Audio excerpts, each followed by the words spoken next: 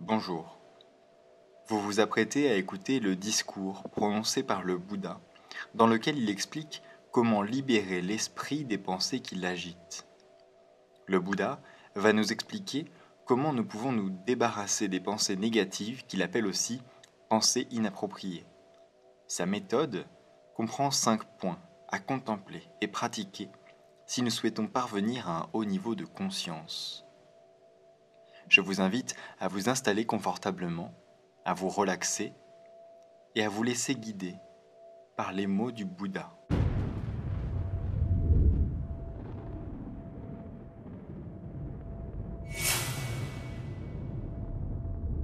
Ainsi ai-je entendu. Un jour, alors que le Bouddha résidait à Sravasti, dans le parc de Jeta, offert par Anathapindika, il s'adressa aux moines en disant: le méditant qui s'est engagé à atteindre le plus haut degré de conscience devrait, chaque fois que nécessaire, contempler 5 points. Quels sont ces 5 points? Lorsque des pensées négatives, inappropriées, imprégnées de désir, d'aversion ou d'ignorance lui viennent à l'esprit, alors qu'il réfléchit à un sujet particulier, il doit s'en débarrasser au plus tôt, en pensant délibérément à quelque chose d'autre, quelque chose de bénéfique. Quand il pense à ce sujet bénéfique, les pensées négatives, inappropriées, imprégnées de désir, d'aversion ou d'ignorance sont abandonnées et disparaissent. Grâce à cela, l'esprit retrouve sa stabilité, se pose, s'unifie et se concentre en retournant vers son objet de méditation. De même qu'un habile charpentier ou son apprenti est capable, en tapant fort, de retirer une grosse cheville au moyen d'une autre plus petite, si des pensées imprégnées de désir, d'aversion ou d'ignorance viennent au méditant pendant qu'il réfléchit à un sujet particulier, il doit les éliminer en pensant délibérément à quelque chose d'autre, quelque chose de bénéfique. Dès lors, les pensées négatives, inappropriées, imprégnées de désir, d'aversion ou d'ignorance sont abandonnées et disparaissent. Grâce à cela, l'esprit retrouve sa stabilité, se pose, s'unifie et se concentre en retournant vers son objet de méditation. Si les pensées négatives, inappropriées, continuent à venir à l'esprit du méditant alors même qu'il réfléchit à quelque chose d'autre, quelque chose de bénéfique, pour s'en débarrasser, il doit contempler tous les dangers que comportent ces pensées. Vraiment, ces pensées que j'ai sont inappropriées, répréhensibles et porteuses de souffrance. Dès lors, les pensées négatives, inappropriées, imprégnées de désir, d'aversion ou d'ignorance sont abandonnées et disparaissent. Grâce à cela, l'esprit retrouve sa stabilité, se pose, s'unifie et se concentre en retournant vers son objet de méditation. De même qu'une jeune personne bien habillée serait horrifiée, humiliée et dégoûtée de voir autour de son cou la carcasse d'un serpent, d'un chien ou d'un humain, le méditant qui continue à avoir des pensées inappropriées malgré ses réflexions sur des thèmes bénéfiques doit réfléchir au danger des pensées inappropriées de cette manière. Vraiment, ces pensées que j'ai sont inappropriées, répréhensibles et porteuses de souffrance. Dès lors, les pensées négatives, inappropriées, sont abandonnées et disparaissent. Grâce à cela, l'esprit retrouve sa stabilité, se pose, s'unifie et se concentre en retournant vers son objet de méditation. Si des pensées négatives, inappropriées, continuent de venir à l'esprit d'un méditant qui a réfléchi aux dangers dont elles sont porteuses, il doit cesser d'y accorder la moindre attention, la moindre réflexion. Dès lors, les pensées négatives, inappropriées, sont abandonnées et disparaissent. Grâce à cela, l'esprit retrouve sa stabilité, se pose, s'unifie et se concentre en retournant vers son objet de méditation. De même qu'un homme à la vue perçante fermerait les yeux ou tournerait la tête pour éviter de voir quelque chose qui arriverait vers lui, le méditant qui continue à être envahi par des pensées négatives, inappropriées, malgré ses réflexions sur le fait qu'elles sont porteuses de souffrance, doit cesser d'y accorder la moindre attention, la moindre réflexion. Dès lors, les pensées négatives, inappropriées, sont abandonnées et disparaissent. Grâce à cela, l'esprit retrouve sa stabilité, se pose, s'unifie et se concentre en retournant vers son objet de méditation. Si les pensées négatives, inappropriées, continuent à venir à l'esprit d'un méditant, bien qu'il ait cessé de leur accorder la moindre attention, la moindre réflexion, il doit faire en sorte d'éliminer la racine de ces pensées.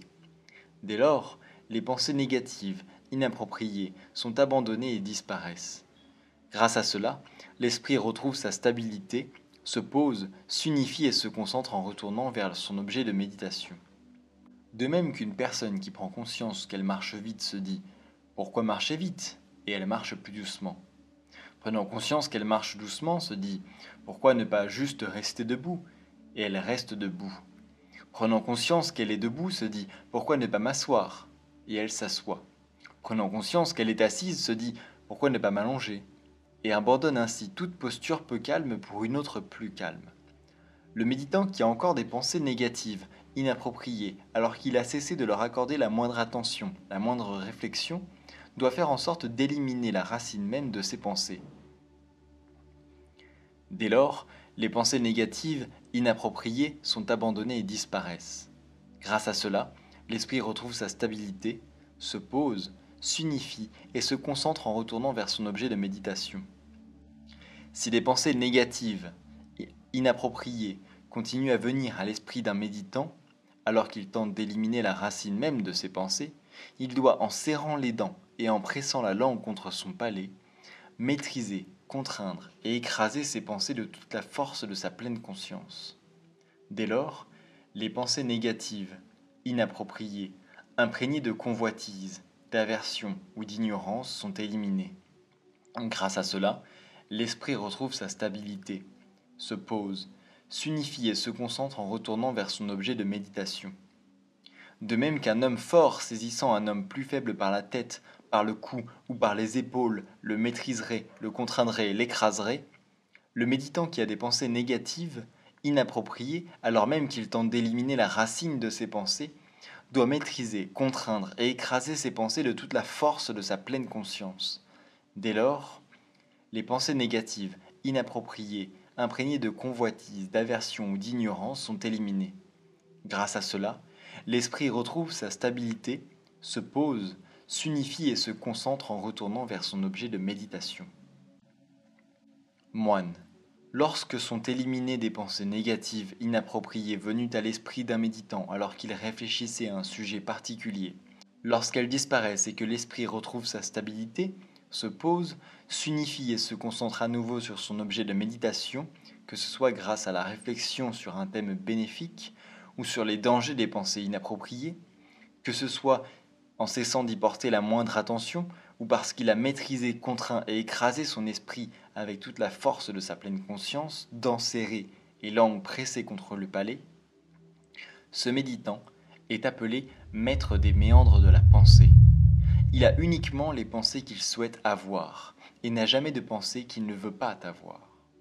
Il a coupé la racine de la convoitise, il s'est libéré des entraves et, grâce à la parfaite pénétration de l'illusion du moi, il a mis fin à la souffrance. Ainsi, parla le Bouddha, et les moines se réjouirent de ses paroles. Merci d'avoir suivi cette vidéo jusqu'ici. Si cette vidéo vous a plu, si cet enseignement était clair, je vous invite à me le faire savoir en laissant un like en dessous de cette vidéo. C'est le meilleur moyen que vous avez pour m'aider à faire grandir cette chaîne et à faire connaître cette vidéo. Vous pouvez aussi vous abonner si vous souhaitez recevoir plus d'enseignements et plus de vidéos dans ce genre-là. Juste pour rappel, il y a une offre spéciale jusqu'à dimanche sur la formation Colère Saine. Cette offre vous donne accès à la formation à un prix réduit, à un tarif réduit, mais aussi vous donne accès à 2 consultations gratuites. Donc dès que vous rejoignez la formation, je vous offre 2 consultations avec moi d'1 heure complètement gratuite, et vous aurez aussi accès aux cours en live sur Zoom qui débuteront vers la fin du mois de novembre. Si vous souhaitez profiter de l'offre spéciale sur Colère Saine, c'est le premier lien en description. Vous cliquez dessus, vous allez pouvoir créer votre compte et vous allez rejoindre la formation directement. Quant à moi, je vous retrouve tout de suite à l'entraînement et la semaine prochaine en vidéo. Prenez soin de vous.